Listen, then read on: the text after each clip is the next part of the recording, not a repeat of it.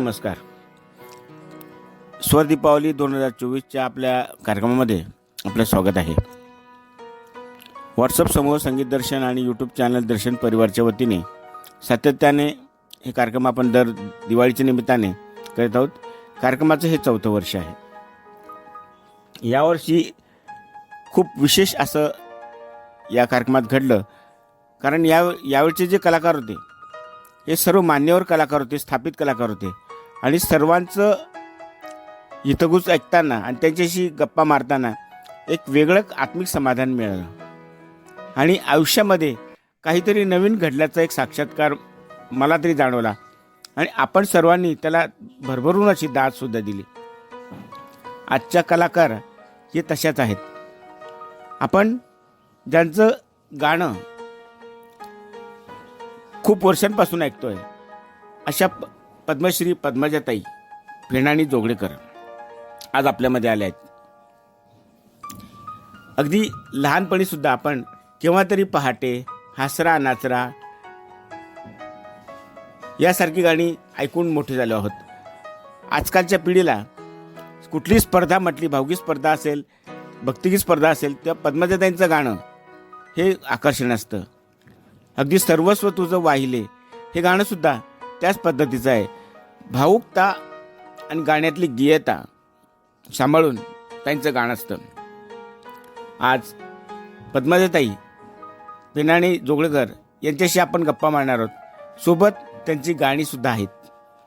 तेव्हा आजच्या कार्यक्रमाचा हा शेवटचा भाग आपल्याला नक्कीच आवडेल अशी अपेक्षा व्यक्त करतो.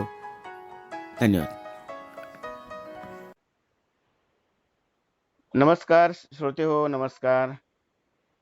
आपल्या संगीत दर्शनच्या दर्शन परिवार या यूट्यूब चॅनलतर्फे आणि संगीत दर्शन आपल्या समूहातर्फे आपण मान्यवर व्यक्तींना बोलवून असतो आणि त्यांचे अनुभव ऐकत असतो, ज्यायोगे नवीन शिकणाऱ्या श्रोत्यांना प्रेरणा मिळते आणि काहीतरी नवीन करण्याची एक शक्ती, एक ऊर्जा आपल्याला प्राप्त होते. अशाच या शृंखलेमध्ये आज आपल्या भेटीला अशा मान्यवरांना आम्ही बोलवलं आहे की ज्यांच्या या कर्तबगारीमुळे किंवा ज्यांच्या या कामामुळे संपूर्ण संगीत विश्वाला एक वेगळी ऊर्जा प्राप्त झाली आहे. अशा आपल्या ताई म्हणजे पद्मश्री पद्मजा फेणाणी जोगळेकर यांना आज आपण आमंत्रित केलं आहे. काय श्रोते हो, आपला आनंद गगनात मावत नसेल ना? तेव्हा आज तेव्हा ताई नमस्कार. नमस्कार नमस्कार. ताई, आम्हाला खूप आनंद झालेला आहे की आपल्याशी आज गप्पा मारताना खूप आनंद होतोय, कारण आमच्यातल्या ताई आम्हाला आज पुन्हा मिळत आहेत की काय, आणि खूप वर्षांनंतर आपण म्हणूया की आपल्यालाही एक संधी अशी मिळाली असेल आम्हा अंधांमध्ये किंवा दिव्यांगांमध्ये, कारण मला माहित आहे की आपण फक्त लोकसेवेत आहात, संगीत क्षेत्रात आहात आणि साहित्य क्षेत्रातही आहात, पण आपलं सामाजिक कार्य तितकंच मोठं आहे. ते आपण मुलाखतीच्या ओघांपुढे येणारच आहे. पण ताई, मुलाखतीला सुरू करण्याआधी आपण आपल्या श्रोत्यांना दिवाळीच्या शुभेच्छा देऊया आणि आपल्या वतीने या शुभेच्छा मिळाल्या तर आणखी त्याला बहार येईल असं मला वाटतं. नक्कीच माझ्याकडून सर्व रसिक श्रोत्यांना, आपल्या संपूर्ण संस्थेच्या सगळ्या मंडळींना माझ्यातर्फे अत्यंत मनपूर्वक शुभेच्छा, दिवाळीच्या शुभेच्छा, हार्दिक शुभेच्छा. धन्यवाद धन्यवाद ताई. आपला मुलाखतीचा हा प्रवास चालू राहणार आहे. त्याआधी एक सुरुवातीला असा एक छोटासा प्रश्न विचारतो की आजच्या ज्या पद्मजाताई आहेत, आम्ही त्यांना पद्मश्री पद्मजाताई फेणाणी जोगळेकर म्हणून ओळखतो, पण पण लहानपणी पद्मजाताई कशा होत्या? म्हणजे अगदी संगीतातल्या पद्मजाताई आम्हाला, म्हणजे अगदी अल्लड पद्मजाताई कशा होत्या? लहानपणची मी आणि आत्ताची मी याच्यात फार काही फरक नाहीये. पण माझा जन्म एका कलासक्त कुटुंबात झाला. अच्छा. हे माझं भाग्यच होतं. हो हो हो. परमेश्वराची कृपाच होती की वडील माझे शंकरराव फेणाणी हे कमर्शियल आर्टिस्ट होते. हो. आणि जे स्कूल ऑफ आर्ट्सचे ते गोल्ड मेडलिस्ट होते. अच्छा अच्छा. आणि स्क्रेपर बोर्ड या विषयातली आशियातील अग्रगण्य त्यांचं नाव होतं. अरे बाप, बरोबर. वेगळी कला होती ही, ब्रिटिश कला होती. अच्छा. आणि आई शैलजा ही हस्तकला, पाककला, शिवणकलांमध्येही निपुण होती. अच्छा अच्छा. हा. आणि दोघांचंही प्रत्येक कामामध्ये खूप परफेक्शन असायचं, प्रिसिजन असायचं. प्रत्येक काम हे अतिशय मन लावून करणं, 100% जीव ओतून करणं, ही त्यांची वृत्ती ही आम्ही सदैव पाहत आलो. त्यांनी अगदी. आम्हाला कधी असं बसून कधी असं शिकवलं नाही की तू हेच कर आणि तेच कर. परंतु त्यांना पाहता पाहता आम्हाला कळायला लागलं की आपणही प्रत्येक काम हे जीव ओतून केलं पाहिजे. अगदी खरी गोष्ट आहे. आणि आणि तेच संस्कार आपल्यामध्ये झाले अगदी. हो हो हो. थोरली बहीण माझी उषाताई ही पण जे जे स्कूल ऑफ आर्ट्सचीच विद्यार्थिनी, ती तिथेच शिकवत होती अच्छा. तिच्या शिक्षणानंतर, आणि तीही उत्तम चित्रकार आहे आणि जिच्या चित्रांची म्हणजे पोर्ट्रेट्सची विशेषतः जगभर प्रदर्शनं झालेली आहेत. इंग्लंड, अमेरिका अनेक ठिकाणी झालेली आहेत. हो, हो. भारतभर झालेली आहेत. नंतर माझा धाकटा भाऊ विनायक पेडाणी हा उद्योजक आणि उत्तम तबला वादक आहे. अरे तोही वाह! मला बऱ्याचदा मला साथ करत असतो. आणि जेव्हा 1980 साली मला पहिली 25 बक्षिसं मिळाली शास्त्रीय संगीत, सुगम संगीत आणि उपशास्त्रीय संगीत, उपशास्त्री. त्यावेळेला पहिली सगळीच्या सगळी पहिली बक्षिसं मिळाली. याचं कारण माझा भाऊ माझ्या बरोबर स्टेजवरती फार मोठा आधार म्हणून आत- माझ्या सोबतीनं असायचा तबला वाजवायला. अरे वा वा. हा, आपलं माणूस कोणीशी आपल्या बाजूला असलं म्हणजे आपल्याला एक मानसिक आधारही मिळतो.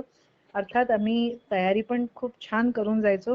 माझी उषाताई संगीत शिकली होती आणि तिला संगीत आणि नृत्य वयाच्या 5व्या वर्षीच तिला शिकवून त्याच्यात प्रवीण केलेलं असल्यामुळे हो ती हो हो. हार्मोनियम पण वाजवायची आणि तिने माझ्याकडून ही सगळी तयारी करून करून घेतली घेतली. होती. अगदी अगदी. हा, आणि त्यामुळे घरात संगीताचं आणि चित्रकलेचं वातावरण असल्यामुळे कलेला पोषक अशाच वातावरणात मी वाढले. अगदी अगदी. पण या कलासक्त कुटुंबात तुम्ही जन्माला तसंच आता आता सांगितलं तुम्ही. हा. पण तुम्हाला प्रत्यक्ष कधी वाटलं किंवा तुम्हाला ही संधी कशी मिळाली की तुम्ही संगीत क्षेत्रात येऊ शकता, म्हणजे तुम्हाला ही जाणीव कशी झाली? आम्हाला कोणाला काही फारसं कळत नव्हतं. कारण सगळे शेजारी पाजारी म्हणायचे की हिला खूप छान गाता येतं, हो हो. आवाज खूप छान आहे. परंतु वयाच्या 8व्या वर्षी सुप्रसिद्ध सतार वादक उस्ताद उस्ताद हालिम जफर खान साहेब यांनी मला गाताना ऐकलं क्या बात आहे. आणि माझ्या वडिलांना सांगितलं. माझ्या वडिलांचे ते मित्र म्हणून घरी यायचे. हो हो. त्यांनी मला ऐकलं आणि त्यांनी सांगितलं की शंकरराव, आपकी बेटी को ईश्वर ने लाखों करोड़ों में एक ऐसी आवाज दी है, इसे अच्छा क्लासिकल सिखाइए, अच्छा ये अच्छा. बहुत बड़ी इसमें इसका नाम हो जाएगा संगीत क्षेत्र में. सही बात आहे. आणि त्याच्यानंतर माझ्या आई-वडिलांनी गुरु शोधायला सुरुवात केली. वर संशोधन करतात तसं गुरु संशोधन. पण इतक्या लहान वयात कोणीही त्या काळी गुरु शिकवायला तयार नव्हते. अच्छा. आजच्यासारखी त्यावेळेला टीव्हीची परिस्थिती नव्हती की सारेगमप, आयडियल, इंडियन आयडॉल, अमकं तमकं आणि लहान हो लहान हो. मुलं गातायत असं नव्हतं. असा प्रकार नव्हता. त्यावेळेला असा प्रकार नव्हता. त्यामुळे गुरु कोणी मला शिकवायला तयार नव्हते. परंतु मला वाटतं ते परमेश्वर कृपाच असते की एव्हरीथिंग इज डेस्टिन्ड अगदी म्हणतात ना. वयाच्या विधिलिखित. 18व्या विधिलिखित असतं. अगदी. तर ते 18व्या वर्षापर्यंत मला गुरुचा योग नव्हता. पण त्यानंतर माझी भेट पद्मविभूषण पंडित जसराजजींशी झाली. त्यांनी पद्मश्री पंडित हृदयराजजींची ओळख करून दिली. अरे वा. त्यामुळे सुगम संगीत, शास्त्रीय संगीत हे मी शिकायला सुरुवात केली आणि त्यानंतर पद्मविभूषण पंडित रामनारायणजी मला जे काही लाभले गुरु म्हणून आणि माझा संगीत प्रवास सुरू झाला. सुरू झाला खऱ्या म्हणजे अर्थाने. हो. कारण शिकत असताना हम्म. मी जेव्हा कॉलेजमध्ये शिकत होते, हम्म. मायक्रोबायोलॉजी शिकत होते, तेव्हा 1981 पासून दूरदर्शन, रेडिओवरती माझी गाणी हळूहळू यायला लागली. अगदी. हळूहळू जगभर शास्त्रीय आणि सुगम संगीताचे कार्यक्रम सुरू झाले. अरे वा. त्याच्यानंतर England, America, Canada, Dubai, Malaysia, Australia, Switzerland, Germany अशा अनेक ठिकाणी भारतभर आणि शिवाय भारतभर कार्यक्रम अगदी. सातत्याने सुरू झाले. आणि आणि अजून सुद्धा चालू आहेत. अगदी अगदी आज तागायत परमेश्वराची चालू कृपा आहे. आहेत. अगदी अगदी. गेले 45 वर्ष जवळपास 44 वर्ष मी गाते आहे, ती परमेश्वराची कृपा. अगदी.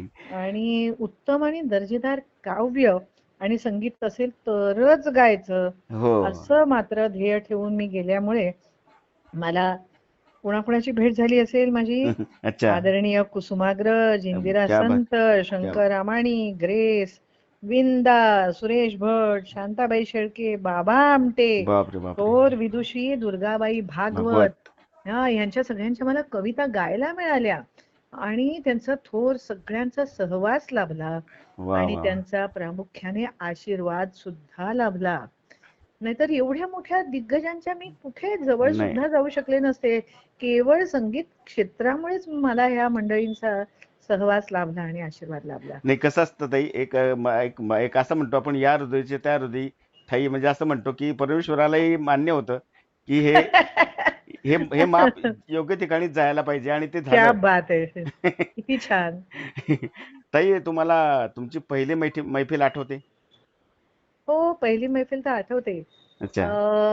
सगळ्यात पहिली प्रायव्हेट मैफिल झाली होती ती आदित्य बिर्लाजींच्या 40व्या वाढदिवशी त्यांच्या घरी झाली होती. अच्छा. आणि गंमत म्हणजे मला मला त्या काळी म्हणजे साधारण 80-81 झालीच असेल.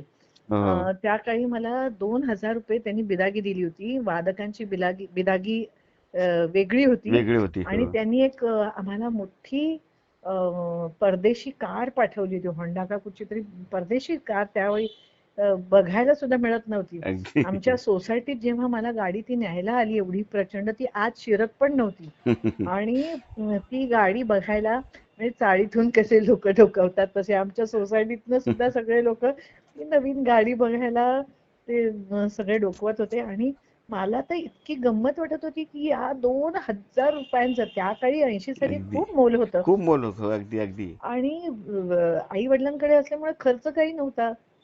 बरोबर.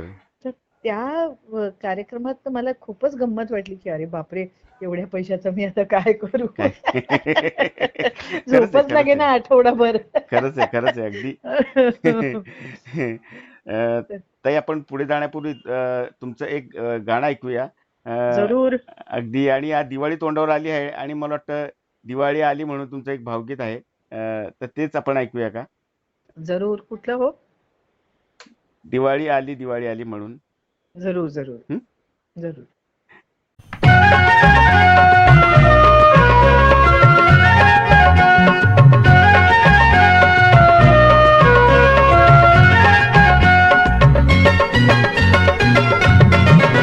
आली आली हो, आली आली हो, आली आली हो, आली दिवाळी, आली आली हो, आली दिवाळी, आली आली हो, आली दिवाळी, आली आली हो, आली दिवाळी.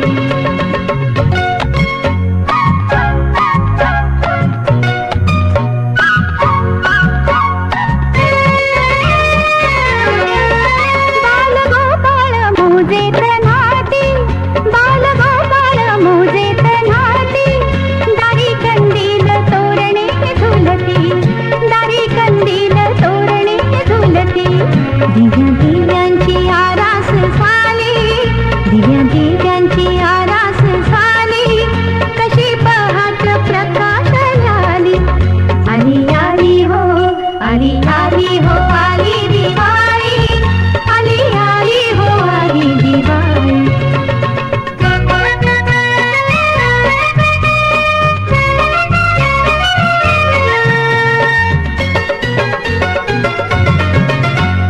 सोन्या मोत्यानी नार नटली, सोन्या मोत्यानी नार नटली, रंगारंगाने रांगोळी सजली, रंगारंगाने रांगोळी सजली. होई नयाने किमया केली, रोम रोमात जादू भरली, रोम रोमात जादू भरली.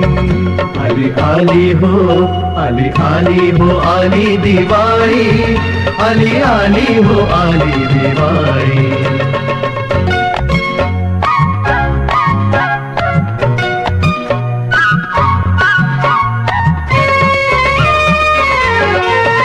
सोनियाची पाऊले आली, सोनियाची पाऊले आली, तिन्ही सांजेला लक्ष्मी पावली, तिन्ही सांजेला लक्ष्मी पावली. इडा पिडा सारी सरली, इडा पिडा सारी सरली, मना मनात आनंद लहरी. आली आली हो, आली आली हो, आली दिवाळी, आली आली हो, आली दिवाळी. आली आली हो आली दिवाळी, आली आली हो आली दिवाळी.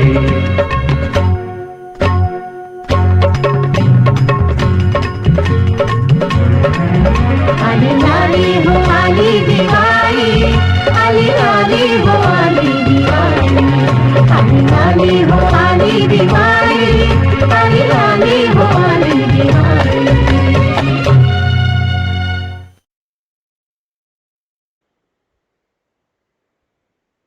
तर श्रोते हो, आपण ऐकलं ताईंचं गाणं खूप सुंदर होतं ना. अगदी दिवाळी आल्याचा आनंद गगनात मावत नाही आणि दिवाळी आल्याचं वातावरण निर्मिती या गाण्यामुळे नक्कीच झाली असेल. ताई आता मला एक सांगाल की हा जेव्हा आजच्या परिस्थितीमध्ये आपण जसं गुरूंकडे जातो शिकायला, हा तसं पूर्वीच्या काळी गुरुकुल पद्धतीचं शिक्षण होतं. हा तर तुमचं जेव्हा पारंपरिक शिक्षण सुरू झालं, आधी तुम्ही सांगितलं जसराजजींकडे, नंतर हा पंडित रामनारायणांच्याकडे शिक्षण झालं. पण हम्म. पूर्वीच्या काळी पद्धत आणि आजच्या काळची पद्धत म्हणजे काय फरक होता? म्हणजे पूर्वी तुम्ही अगदी स्ट्रिक्ट शिक्षण पद्धती होती असं आम्हाला ऐकतो आम्ही आजकालची पिढी. हा पूर्वी अतिशय स्ट्रिक्ट पद्धत म्हणजे हं, हं. जेव्हा मी पंडित रामनारायणजींकडे शिकायला जायचे हो, हो. तेव्हा माझे कॉलेज आटपून मी जायचे अच्छा. आणि सकाळी 7 ते 2 पर्यंत माझं कॉलेज असायचं, सोफाय कॉलेज, जिथे मी मायक्रोबायोलॉजी हा विषय शिकायचे.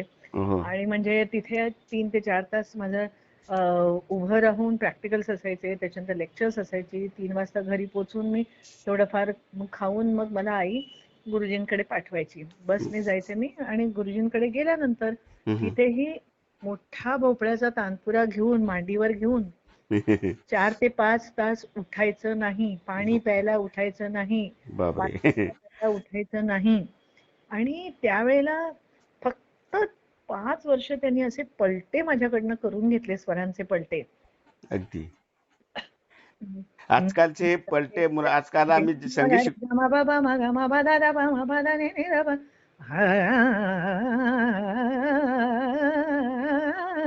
अशा प्रकारे तासन तास पलटे करून घ्यायचे ते माझ्याकडनं. आणि ते स्वतः पलंगावरती वरती बसून सारंगी वाजवत वाजवत आणि माझ्याकडनं मी खाली चटई घालून बसलेली असायची, तानपुरा मोठा भोपळ्याचा घेऊन. आणि असे 4-5 तास आमचा रियाज चालायचा. त्याच्यानंतर मग मी घरी येऊन माझा मायक्रोबायोलॉजीचा अभ्यास वगैरे करायचे.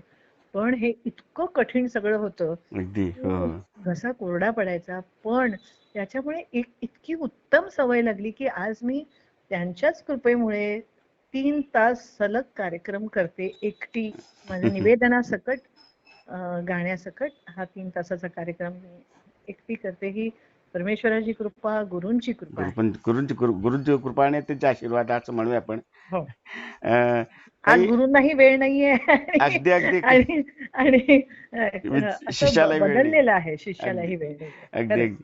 आणि आपण म्हणूया की संगीत शिकण्याच्या पद्धती पण बदलत चालल्या आहे असं म्हणूया आपण. हो हो अं, हो. ताई आपण ज्या कविता गायल्यात इंदिरा संतांच्या असतील, हा अगदी हसरा नासरा किंवा बाधता तोरणसारखी गाणी असतील, हा ही अगदी अशी वेगळ्या दर्जाची, म्हणजे त्याला आपण चाल लावणं आणि त्यातलं तर ते म्हणणं खूप हम्म. ताकदीचं काम होतं. आणि हे आपण कसं पेलवलंय धनुष्य? मी परमेश्वराचीच कृपा मी समजते अगदी. की मी जेव्हा माझ्या थोरल्या बहिणीने मला सांगितलं की पद्मजा तू उत्तम तेच काम करायचं, अगदी. म्हणजे दर्जेदार कविता, उत्कृष्ट संगीत असेल तरच गायचं. तर तो विचार करूनच मी माझ्याकडे आपोआप चांगल्या कविता येत गेल्या. म्हणजे परमेश्वराने त्या माझ्या उंजळीत घातल्या अगदी मुळी. अगदी. हा. आणि मला संगीतकार बनवलं कोणी असेल सांगा? दुर्गाबाई भागवत यांच्यासारख्या थोर थोर स्वातंत्र्य सेनानी आणि प्रतिभावंत बुद्धिमान लेखिकेने लेखिकेने. अगदी अगदी.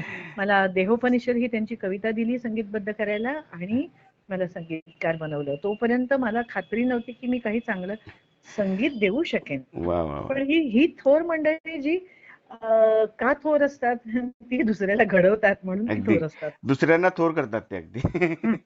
खरे खरे अगदी खरे. अगदी. पण ताई जेव्हा तुम्ही, मला वाटतं बाळासाहेबांच्या इथे सगळ्यात निवडुंगमध्ये आधी गायलात असं मला हो वाटतं. हो आणि बरोबर. अगदी केव्हा तरी पहाटे सारखं गाणं जे हा आशाताईंनी गाऊन अजरामर केलं होतं आधी, नाही, आणि काय झालं की हा. त्यांनी माझ्या आधी काहीतरी मला वाटतं 20-21 वर्ष गायलं होतं. हो पण हो. ते तोपर्यंत फारसं गाजलं नव्हतं. गाजलं नव्हतं. हो. म्हणून मग त्यांनी माझ्याकडून गाऊन घेतलं आणि त्याही आधी म्हणजे हम्म. 1981 साली माझं दूरदर्शन वरचं पहिलं पदार्पण जे होतं त्यात मी अनिल अरुणच्या शब्दांच्या पलीकडलेमध्ये धुंद बंद ही अशीच सांज उतरली हो हो हे हो. ब्लॅक अँड व्हाईट टीव्ही असतानाच गाणं जे मी गायलं होतं ते ऐकून अच्छा. लता दीदींनी पद्मजामध्ये मी माझ्या पुढच्या पिढीतील आशेचा किरण पाहते आणि she is extremely talented with an outstanding voice and अगदी. She is my yes. Hope अशा शब्दात जेव्हा माझा गौरव केला आणि त्यांनी अनिल मोहिल्यांना सांगितलं की या मुलीने हा संपूर्ण कार्यक्रम खाऊन टाकलेला आहे. इतर मोठी मोठी मंडळी होती त्याच्यात, पण ह्या मुलीने कार्यक्रम खाऊन टाकला आणि हिच्याकडून मला गाऊन घ्यायचं आहे. आणि ते जे काही त्यांनी वक्तव्य केलं होतं त्यांनी जो तो शब्द पाळला आणि त्यांनी म्हणूनच मग केव्हा तरी पहाटे आणि लवलवकरी पाहता ही 2 गाणी 2 गाणी तुम्हाला दिली. माझ्याकडनं गाऊन घेतली. अगदी मग अगदी. त्यानंतर तो पिक्चर अनेकदा टीव्हीवरती लागला, मग तो गाजला आणि गाजला. मग मग त्याच्यातली गाणी पण गाजली. आणि त्या चित्रपटात एक गाणं ना मानोगे तुम दोघी गारी रे, नाही ते मी गायलेलं नाहीये. ते ते ते पण गाणं त्याच टाईपवर पण अजून एक गाणं तुमचं आहे तर लवलवकरी. लवलवकरी पाहतं. बरोबर. या गाण्यात पद्मजा फेडणेंनी कुठेतरी म्हणजे आपल्या कला सक्ताईच्या पण थोड्या बाजूला गेल्या अगदी आपण म्हणतो की नवतरुणी भरतं त्या गळ्यात मला दिसलं. म्हणजे असं वाटतं की ऐकताना ह्या पद्मजा फेडणे नाहीत, ह्या वेगळ्याच कोणीतरी आहेत. हे कसं अच्छा, शक्य झालं? काही कल्पना नाही बाबा. तुम्हाला असं वाटलं या पण गायलं म्हणजे तर हा मीच. मला म्हणजे याच्यातून जाणवतंय की तुमच्या प्रत्येक गाण्यामध्ये आपण जसं सर्वस्व हे गाणं आहे आपलं आहे, सर्वस्व तो वाहिले, या गाण्यातला हां, भाव वेगळा अगदी अगदी कातर आपण अवस्था म्हणतो.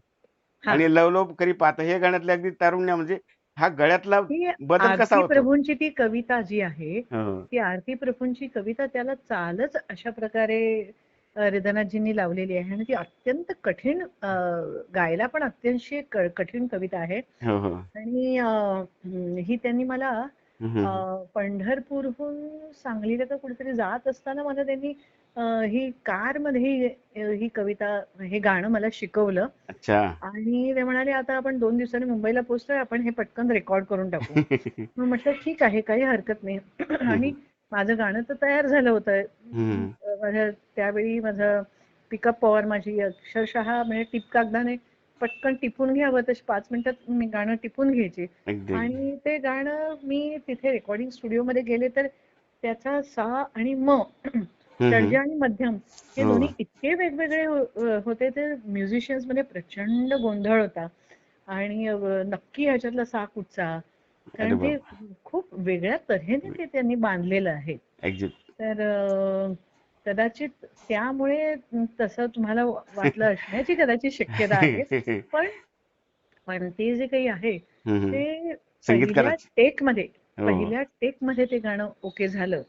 आणि त्या खरं म्हणजे त्या गाण्याची मला थोडीशी भीती वाटत अशी होती की मंगेशकरांकडे जायचंय आणि ते आपण उत्तमच केलं पाहिजे. हो हो हो.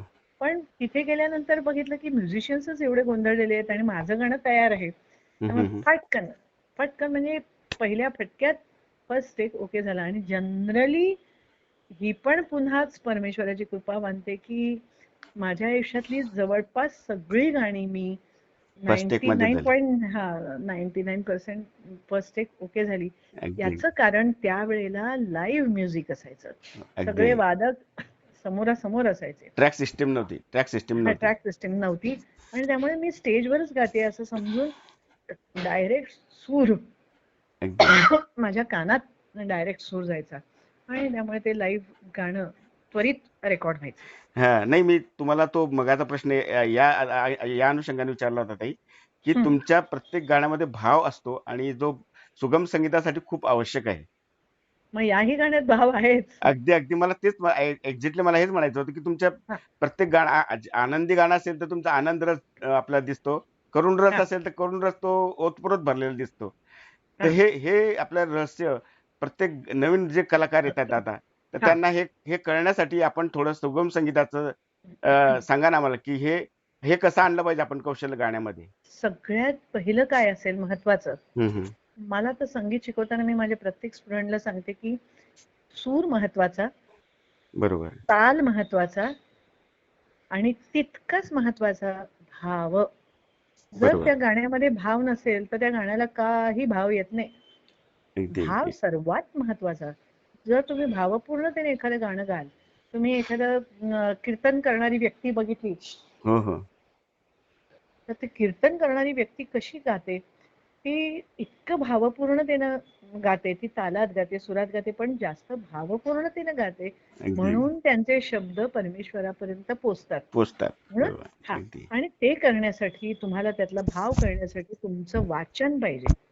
मी बरोबर. या काळामध्ये जेव्हा मी इंदिरा संत आणि कुसुमाग्रज वगैरे ही गाणी यांच्या कविता रेकॉर्ड केल्या, शंकररामायणच्या वगैरे, त्या काळी मी रात्री उशिरापर्यंत, रात्री 3-3 वाजेपर्यंत मी वाचन करायची. त्यांची सगळी पुस्तकं मी वाचून काढली, त्याचे अर्थ समजून घेतले. जेव्हा मी दुर्गाबाईंकडे जायचे त्यांना भेटायला, तेव्हा त्यांच्याकडे रेकॉर्ड करण्यापूर्वी मी अर्थ समजून घ्यायचे. आणि आमचे दातार बाबा ज्यांनी मला घडवलं, म्हणजे हो, हो. नाशिकचे दातार जेनेटिक्सवाले आणि दातार स्विच गिअरवाले, त्या संपूर्ण फॅमिलीने मला खूप अगदी प्रेमाने उचलून धरलं, आपली समजून, त्यांची लेक मानून त्यांनी माझ्यासाठी इतकी मेहनत घेतली. माझं निवेदन कसं करायचं, बोलायचं कसं, नंतर रेकॉर्डिंग करताना भाव प्रदर्शन कसं करायचं, कुठे अगदी.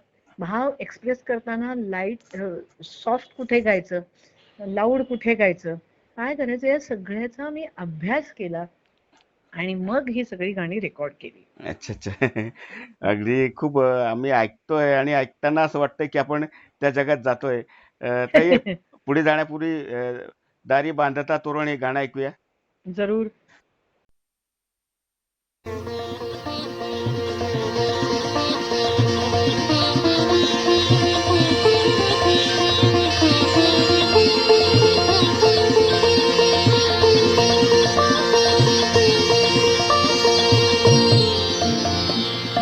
दारा बांधा तोरण घर नाचले नाचले दारा बांधा तोरण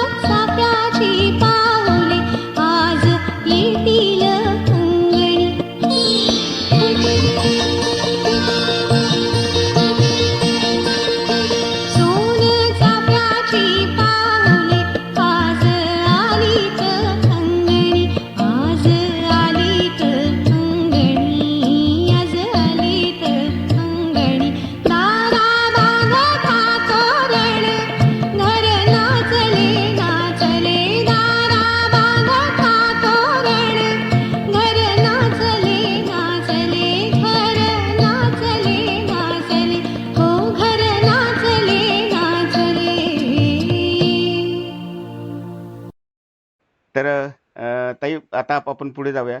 आता हं. तुमच्या या संगीत क्षेत्रामध्ये तुम्ही असताना आज तुम्हाला असं कधी वाटतं का, की आपलं अ, आपण चित्रपट क्षेत्रात जास्त रमला नाहीत, असं वाटतं का आपल्याला? तिथे गेले असते तर तिथेही वेगळं मी नाव कमावलं असतं. कारण अगदी. जसं हृदयनाथजींनी मला पद्मश्री मिळाल्यानंतर माझ्या घरी येऊन माझं कौतुक केलं आणि म्हणाले, हं, की हं. "पद्मजा, ही पद्मश्री तुला तुझ्या मेरिटवरती मिळालेली आहे. कुठल्याही फिल्मी संगीताच्या कुबड्या न घेता." क्या बात है! कारण फिल्मी संगीताच्या कुबड्या म्हणजे हं, हं, हं. एका रात्रीत तुमचं नाव फटकन होतं चित्रपट बाहेर आला की. हो, हो. पण तू ते न करता तू शास्त्रीय संगीताला कवितेंमध्ये माळून, संगीत देऊन, छोट्या-छोट्या गावांमध्ये, आटपाडीसारख्या छोट्या-छोट्या गावांमध्ये जाऊन कार्यक्रम केले, भारतामध्ये कार्यक्रम केले, जगभर कार्यक्रम केले आणि उत्तमोत्तम संगीताचा तू प्रचार आणि प्रसार केलास. त्याबद्दल मी तुला बक्षीस देतो म्हणून त्यांनी खिशातून नोटांचं पुडकं काढून मला दिलं आणि त्याचे एखादे तानपुरा घे, हार्मोनियम घे किंवा तुला आवडेल ती वस्तू घे म्हणून त्यांनी माझं अगदी. त्यावेळेला कौतुक केलं होतं. तर सांगायचं उद्देश असा, हो. की me it's not my cup of T. ते वातावरण फिल्म इंडस्ट्रीचं वेगळं असतं अगदी. आणि मी तिथे रमणारी नव्हते. मला माझं घर सांभाळून छानपैकी सगळ्यात पहिले म्हणजे सांगायचं म्हणजे मी गृहिणी आहे. उत्तम क्या गृहिणी बात आहे. है! हो, घरातल्या हो. लोकांना सांभाळून त्यांची आजारपणं म्हणा किंवा त्यांची सुख-दुःख सगळी सांभाळून घेऊन, घर सांभाळून मुलाचं संगोपन उत्तम करून आज माझा मुलगा अमेरिकेत त्याने डॉक्टरेट केलेली आहे. त्याचं शिक्षण उत्तम व्हावं ह्याच्याचकडे माझं संपूर्ण लक्ष होतं आणि घरच्या लोकांकडे माझी जबाबदारी जी काही होती ती हो. सगळी सांभाळून मी 51% प्रिफरन्स माझ्या घराला दिला. 49% प्रिफरन्स माझ्या करिअरला दिला. करिअरला दिलं. पण 51% घर सांभाळत असताना तिथे 100% मी काम केलं. प्रत्येक काम जीव ओतून केलं आणि 49% करिअरला महत्त्व देताना सुद्धा हं, हं. त्या वेळेला जे गाणं रेकॉर्ड होईल ते 100% उत्तम होईलच क्या बात! याचाही बुडून जीव ओतून मी काम केलं. म्हणजे काही काळ असा होता की मला फक्त 2-3च तास रात्री झोपायला मिळायचं आणि मग परत सकाळी उठून ताबडतोब रेकॉर्डिंगला जा, रेकॉर्डिंगला जायला लागलं. कार्यक्रमांना जा, दौऱ्यांना जा. अर्थात माझ्या आई-वडिलांनी, भाऊ-बहिणींनी, वहिनी सुरेखाने आणि सगळ्यांनी खूप छान माझ्या स मुलाची अगदी त्यांनी रिस्पॉन्सिबिलिटी घेतली, जबाबदारी घेतली अगदी. हो. आणि आणि मला सगळ्यां निश्चिंत केलं. सगळ्यांचं तुम्हाला सहकार्य घरातूनही होतं, सासरून होतं, घरातून. माहेरून पण होतं. म्हणजे माहेरून जास्त होतं. माहेरून जास्त कारण होतं. सासर दूर होतं आणि आईने आणि कितीही म्हटलं तरी आई ही आईच असते. अगदी, अगदी. त्यामुळे आईने आणि सासरून म्हणजे माझ्या मिस्टरांनी माझ्या कारकिर्दीत मी जेव्हा जिथे परदेशात जाईन किंवा हो, हो. बाहेरगावी जाईन, तेव्हा त्यांचं अस्तित्व माझ्याबरोबर असणं हे माझ्यासाठी खूप खूप मोलाचं होतं. आणि शिवाय माझ्या घरी अजून एक व्यक्ती जी आहे, हं, हं. माधुरी, जी माझी केअरटेकर आहे. अच्छा, तिनेही बरीच वर्ष म्हणजे गेली 20 वर्ष माझ्या बरोबर आहे ती. तिने अच्छा. माझं खाणं-पिणं सगळं माझी तब्येत, आरोग्य सगळं तिने अतिशय इतकं चोखपणे तिने पार पाडलेलं आहे, की तिचाही मला आज उल्लेख केलाच पाहिजे. करायलाच पाहिजे. अगदी. खूप प्रेमाने ती माझ्यासाठी करत असते. माझे सगळे स्टुडंट्स, माझे सगळे शिष्यवर्ग, तोही माझ्याशी खूप प्रेमाने वागतो. वादक, अमके म्हणजे सगळ्यांचं. सगळी मंडळी खूप सगळ्यांचं सहकार्य मला लाभलेलं आहे. श्रोतेहो, आपण ताईंचं ऐकत असताना एक मला जाणवलं कर्तव्यदक्ष गृहिणी आणि मातृतुल्य आई आणि त्याचप्रमाणे कुटुंबवत्सल त्यांचा स्वभाव आहे आणि ह्या सगळ्या गोष्टीतून त्या ज्या घडल्या त्या आज आज आपल्या समोर आहेत. ताई, तुमच्या संगीत क्षेत्रासोबत तुमच्या साहित्यात सुद्धा वावर आहे, तर त्याच्याबद्दल थोडं सांगा ना आमच्या श्रोत्यांना. 2008 साली मला महाराष्ट्र टाइम्सने माझ्याकडून अ, माझं अध्यात्म या विषयावरती काही लेख लिहून घेतले. अच्छा. त्याचं असं झालं की फार मोठे पत्रकार, विज्ञान लेखक हो, हो. श्रीराम सिधये यांनी मला गळ घातली की तुम्ही लिहा महाराष्ट्र टाइम्ससाठी. पण त्या काळी इतकी मोठी मंडळी त्या कॉलमसाठी लिहित होती की मी नकार दिला, घाबरून नकार दिला. म्हणजे डॉक्टर अच्छा. विजया वाड, शिरीष पै, अरे बापरे. नंतर साळगावकर साहेब, ज्योतिर्भास्कर वगैरे अशी दिग्गज मंडळी त्यावेळेला लिहित होती. हो हो आणि I was the youngest of all असं मला त्यावेळेचे संपादक भारत कुमार राऊतांनी सांगितलं. आणि पण प्रत्येकाने ते 10 लेख इतके कौतुकाने घेतले आणि त्याच्यावरती या सगळ्या मोठ्या मंडळींची पत्र सुद्धा पेपरमध्ये छापून आली. त्यामुळे मला खूप प्रोत्साहन मिळालं हम्म. आणि अध्यात्म काय ह्याच्यावरती मी विचार करू लागले. अच्छा. खरंच हे लेख लिहित असताना तो माझा अभ्यास झाला. 500 शब्दांमध्ये कसं मांडावं आपल्याला काय हवं ते, तर तेही मला शिकायला मिळालं. आणि हळूहळू काय झालं की प्रत्येक वेळी माझ्या आयुष्यात ही जी थोर मंडळी जी आली, अटल बिहारी वाजपेयीजी किंवा हो हो हो व्ही.पी. सिंग म्हणा किंवा लताबाई म्हणा, रिदनाथजी, कुसुमाग्रज, ह्या सगळ्या मंडळींवरती त्यांच्या भेटी झाल्यावेळी मला लिहून ठेवण्याची जबरदस्ती माझ्या दातारबाबांनी केली. क्या बात त्यामुळे आहे. आज हा प्रसंग झालाय ना, चला आज ते रेकॉर्डिंगला आलेत ना व्ही.पी. सिंग, त्याला लिहून ठेवा. मग कुसुमाग्रजांची भेट झाली, लिहून ठेवा. लिहून ठेवा. काय काय हा ते असे सगळे प्रसंग माझ्याकडनं खूप चांगल्या गोष्टी लिहिल्या गेल्या. आणि जेव्हा मी ते माझा अध्यात्म प्रसंग आला लिहायचा, त्यावेळेला मी डायरी उघडून बघितली तर माझ्याकडे सगळे लेखच तयार होते हो. अरे वा. थोडेफार त्याच्यात फरक करून मी ते लिहिलं. लिहिलं अगदी. माझी शाळा बालमोहन विद्या मंदिर, हो हो त्यांचे संस्थापक दादासाहेब रेगे. आणि हम्म. ही इतकी थोर मंडळी होती, इतकी मोठी मंडळी होती की त्यांच्यामध्ये अध्यात्म पुरेपूर ठासून भरलं होतं.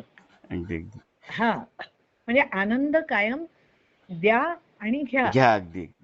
हा ताई, तो क्षण तुम्हाला अजूनही आठवत असेल की तेव्हा मी अटल बिहारींची कविता गायलीत हम्म. आणि नंतर अटल बिहारी वाजपेयींची तुमची भेट पण झाली.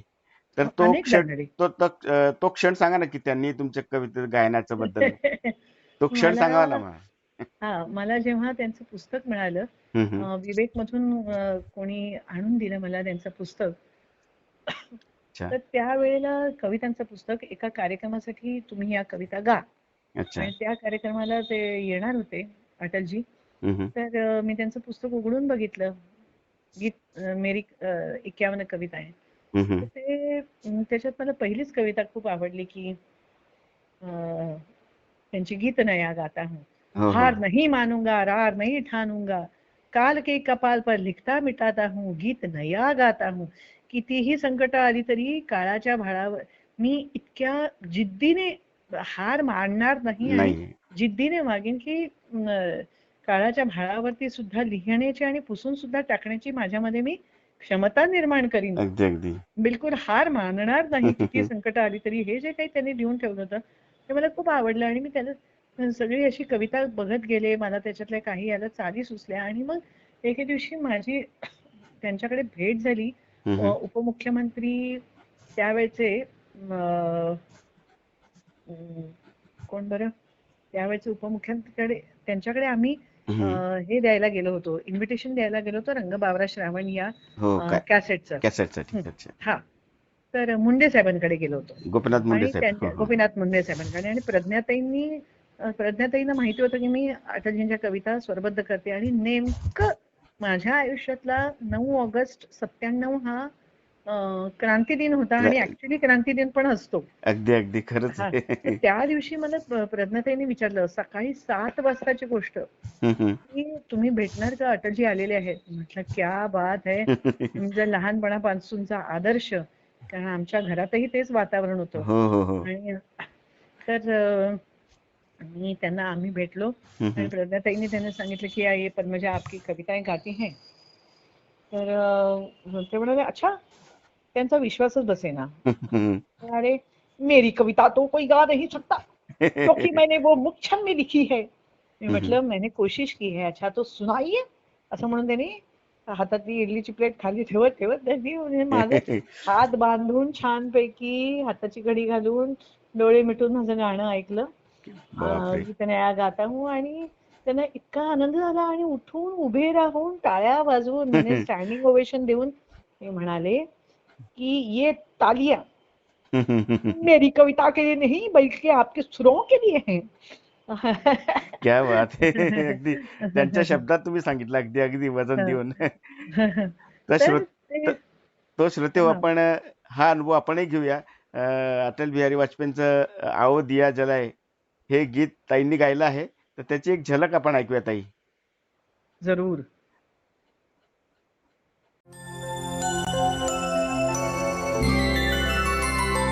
आओ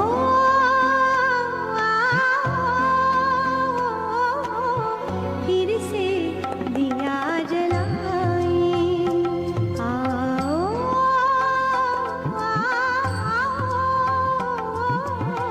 फिर से दिया जलाएं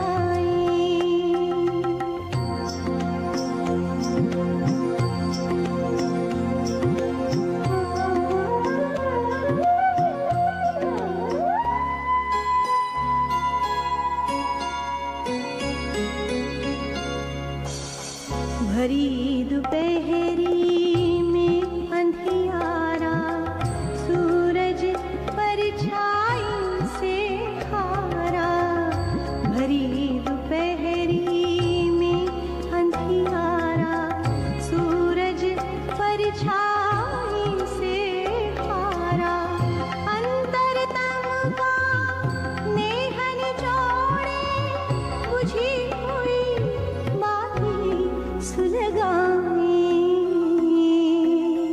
आओ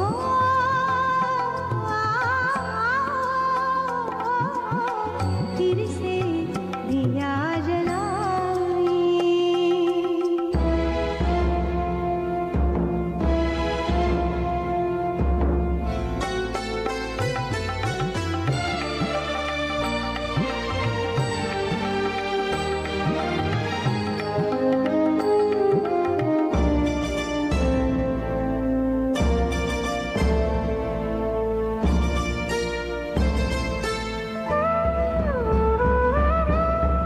हम पड़ाव को समझे मंजिल लक्ष्य हुआ आँखों से ओझल वर्तमान के मोह जाल में वर्तमान के मोह जाल में आने वाला कल न भुलाई कल न भुलाई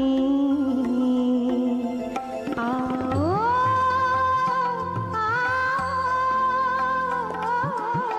फिर से दिया जलाएं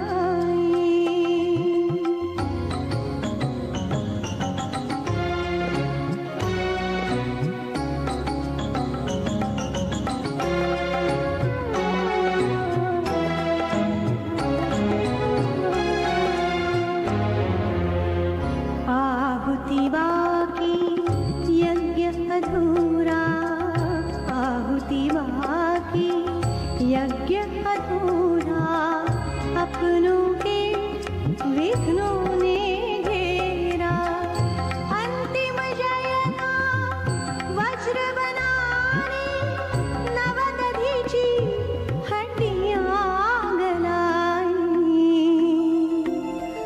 आओ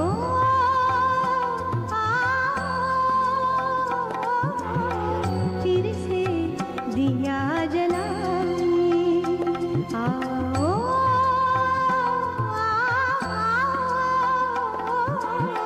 फिर से दिया जलाएं फिर से दिया जलाएं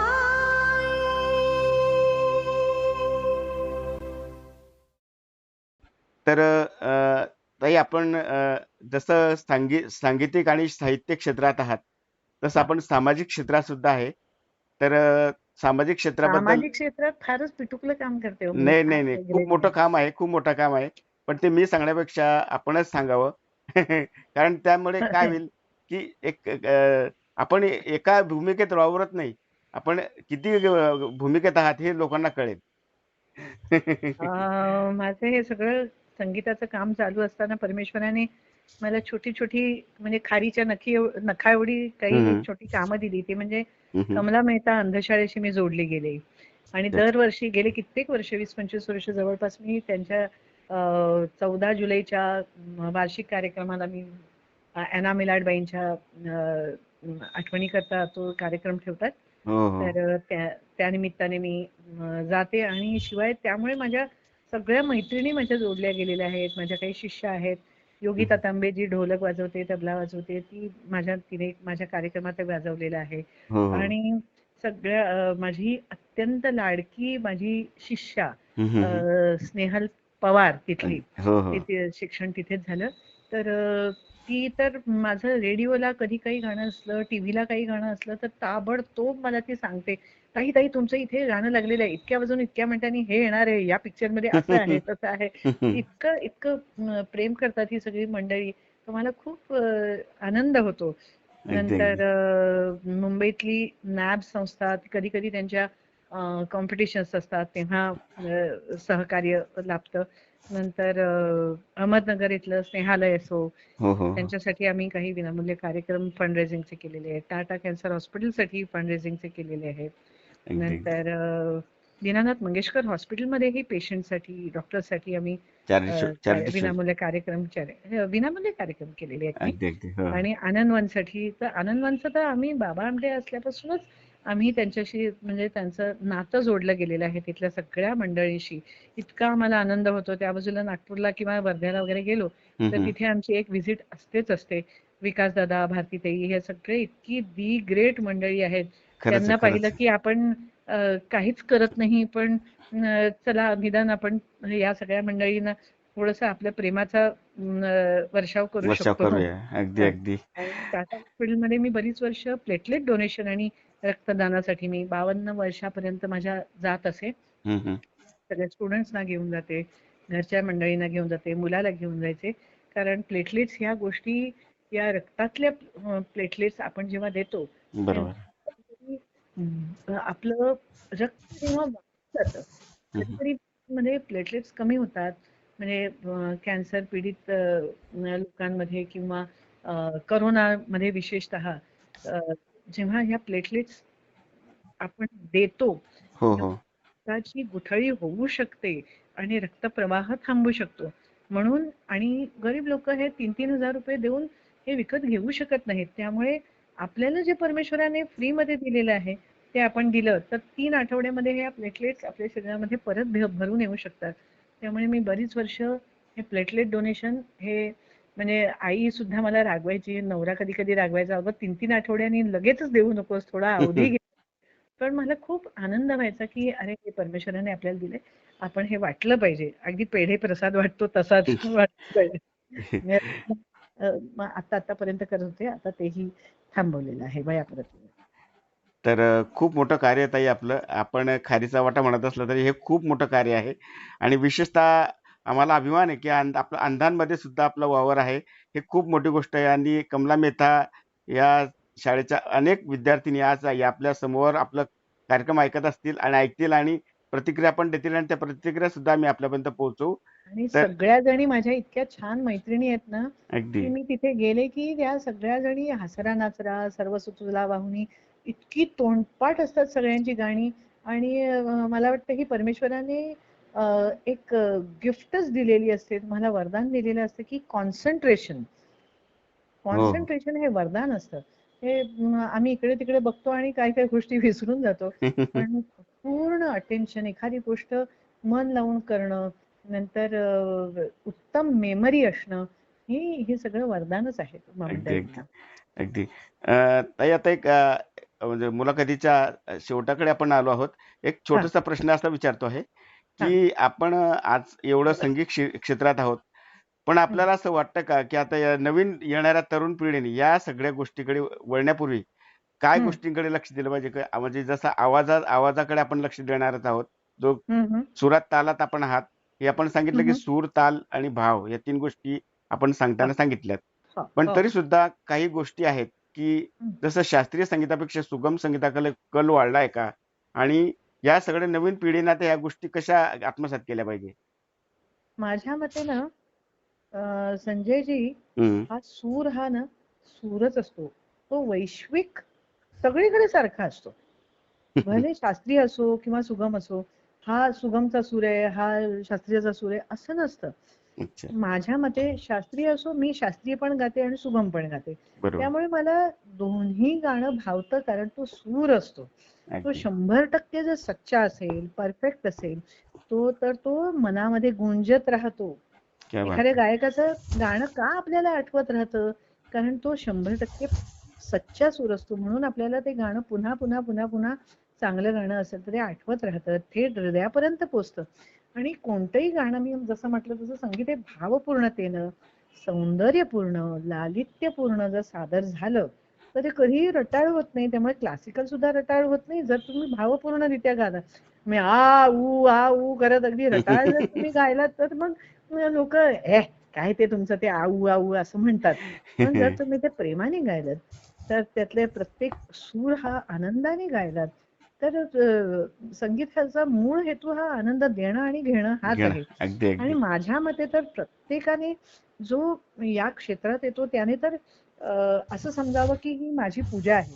मी तर समजते की सूर हा माझा परमेश्वर आहे आणि अध्यात्म हेच माझं अध्यात्म आहे. याची अध्यात्म. पूजा, अगदी, या सुरांची पूजा करणं, परमेश्वराची पूजा करणं हेच माझं अध्यात्म आहे. अगदी, आणि अगदी. प्रत्येक सूर आपण जसं पूजा करत असताना आपण एक एक फूल परमेश्वराला वाहतो, बरोबर? हं, हं, हं.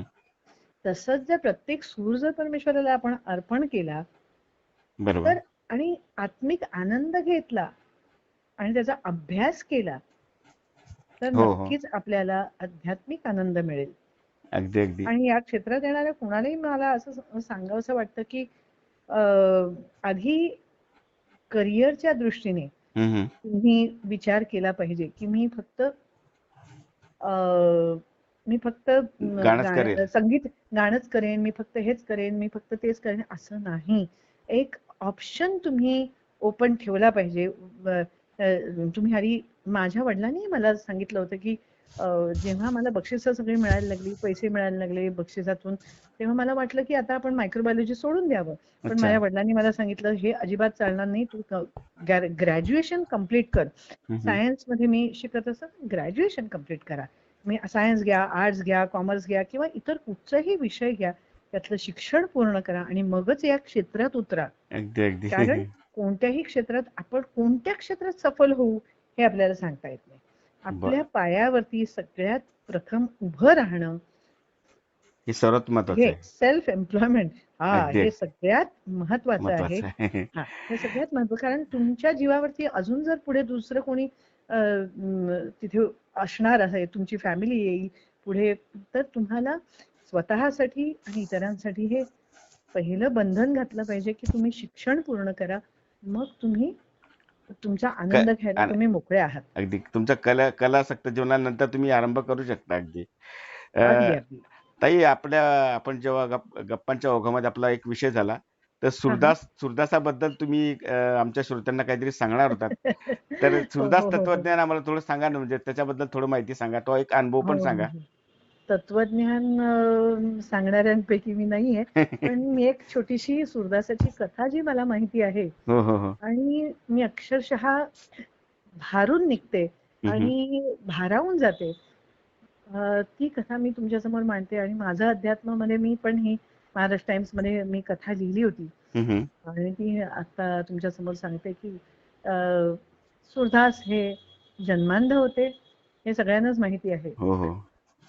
पण त्यांना परमेश्वराने वरदान दिलं होतं. कुठलं वरदान दिलं होतं? त्यांना दिव्य दृष्टी दिली होती. हो, आपणा हो. सर्वांनाच ही दिव्य दृष्टी परमेश्वराने दिलेली आहे. जी हं. आम्हाला दिव्य दृष्टी नसते ती तुम्हाला दिलेली आहे. आणि काय होती ती दिव्य दृष्टी? हं, हं. की ते येऊन कृष्णाच्या मूर्तीसमोर प्रत्येक दिवशी हं. कृष्णाच्या मूर्तीसमोर ते बसायचे हं. आणि त्या दिवशी परमेश्वरानं काय वस्त्र लिहिलेलं आहे, पिवळा पितांबर लिहिलेला आहे का लाल वस्त्र घातलंय का काय, दागिने कुठचे घातलेत, हिऱ्याचे घातलेत का मोत्याचे घातलेत का काय, हे सगळं ते त्याच्या पदातून रचून गायचे. क्या बात आता है! सूरदास तर जन्मतः अंध, हं, हं. पण हे असं कसं त्या सूरदासांना कळतं की आज परमेश्वराने काय घातलेलं आहे. हं, हं. तर ते तिथली जी पुजारी मंडळी होती त्यांना खूप जेलसी व्हायला लागली की अरे आम्ही एवढं सगळं करतो, आम्ही एवढं नटवतो, कृष्णाला सजवतो, पण ह्यांना कसं कळतं हे यांना खोटे कसं कळतंय? सांगतायत. ह्यांना कसं कळतं हे खोटं सांगतायत, त्याच्यावरती विश्वास ठेवेना.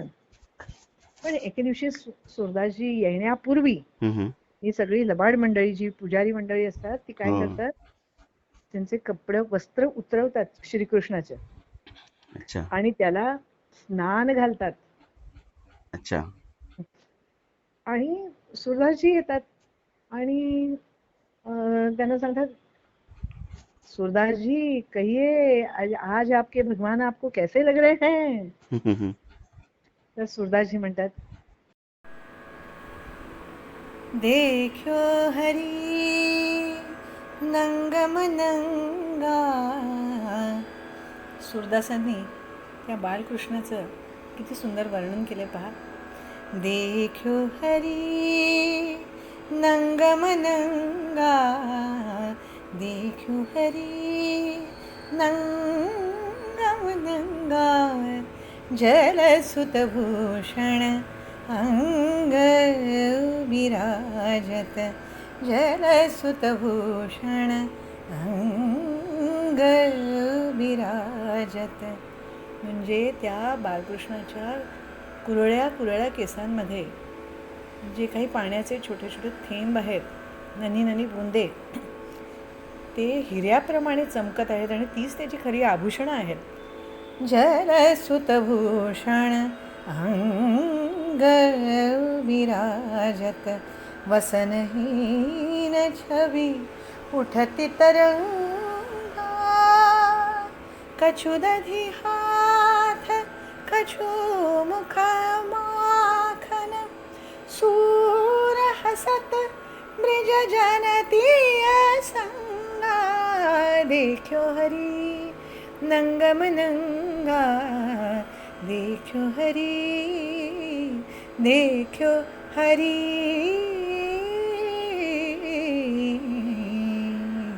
असं इतकं सुंदर त्या बाळकृष्णाचं वर्णन संत सूरदासांनी केलं, कारण त्यांना तुमच्याप्रमाणेच दिव्य दृष्टी लाभली होती. वा वा खूप सुंदर. असं श्रीकृष्णाचं दिव्य दर्शन त्यांना होतं, कारण ते सूरदास असतात. अगदी आणि अगदी. आपल्याकडच्या सगळ्या सूरदासांना माझा प्रेमपूर्वक नमस्कार.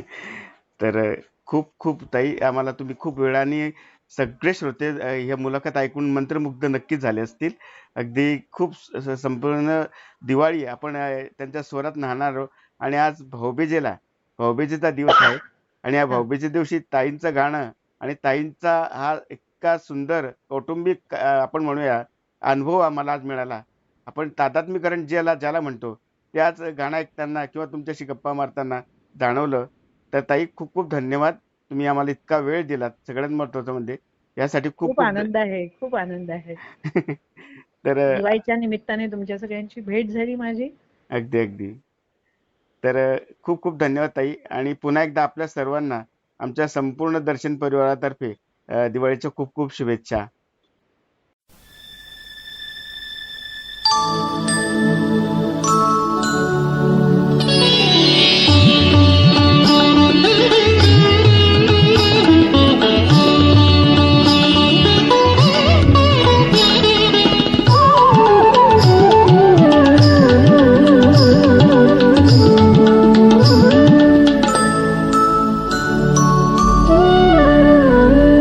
दिवे लागले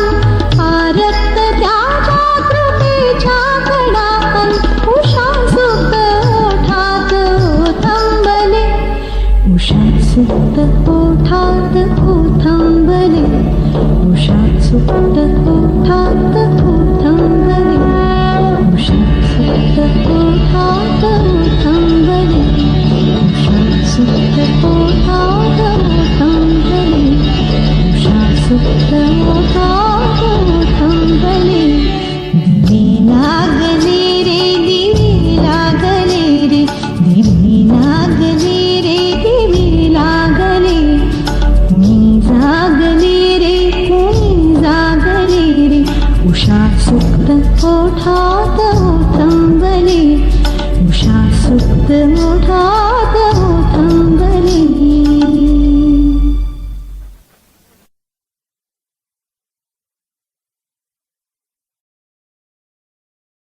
तर काय मित्रांनो, कसा वाटला आजचा कार्यक्रम? आनंद घेतलात ना? काय म्हणताय? पुन्हा एक असा कार्यक्रम व्हायला हवा. बघूया नक्की प्रयत्न करूया. कारण आपल्याला पद्मजा यांनी आश्वासन दिलं आहे की आपण लवकरच भेटूया. तेव्हा आजच्या पुरतं निरोप घेतो आणि संपूर्ण हा कार्यक्रम आपल्याला कसा वाटला याबद्दल आपली मतं आज दिवसभर आपण द्याल अशी अपेक्षा करतो. हे दिवाळीचा उत्सव असाच प्रत्येक वर्षी स्वरमय होत राहो आणि नवनवीन कलाकारांशी आपल्या भेटी घडत राहो, त्यातून काहीतरी शिकायला मिळो ही सदिच्छा व्यक्त करतो आणि आपली रजा घेतो. धन्यवाद.